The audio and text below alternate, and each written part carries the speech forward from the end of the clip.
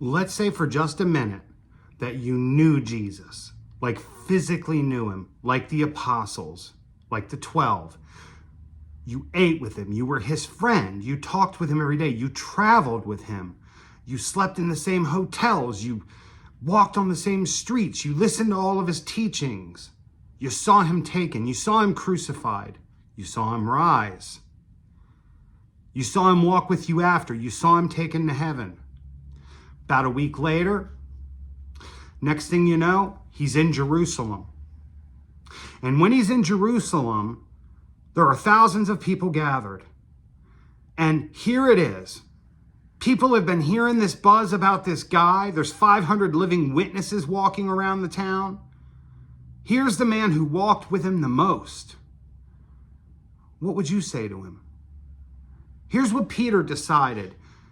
I've got my first shot to tell people about my man Jesus. Here's what I'm going to tell them.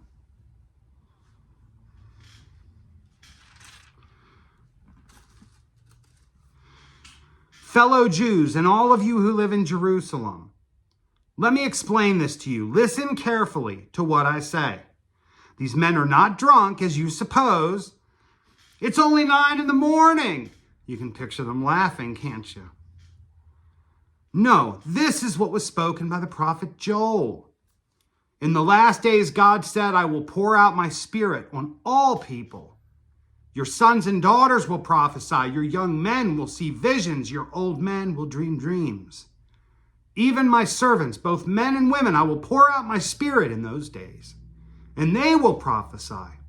I will show wonders in the heaven above and signs in the earth below, blood and fire and billows of smoke. The sun will be turned to darkness and the moon to blood before the coming of the great and glorious day of the Lord. And everyone who calls on the name of the Lord will be saved. Men of Israel, listen to this.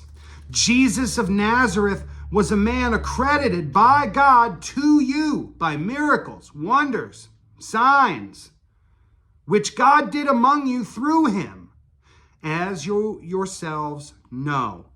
This man was handed over to you by God's set purpose and foreknowledge, and you, with the help of wicked men, you put him to death by nailing him to a cross. But God raised him from the dead, freeing him from the agony of death, because it was impossible for death to keep its hold on him. David said about him, I saw the Lord always before me, because he is at my right hand. I will not be shaken. Therefore my heart is glad and my tongue rejoices. My body also will live in hope, because you will not abandon me to the grave, nor will you let your Holy One see decay. You have made known to me the paths of life. You will fill me with joy in your presence. This is what Peter said to the people the first chance he got to talk about his boy Jesus. So it's interesting to think about what we might say to people if we were in Peter's shoes and had the opportunity to speak for the first time about our friend Jesus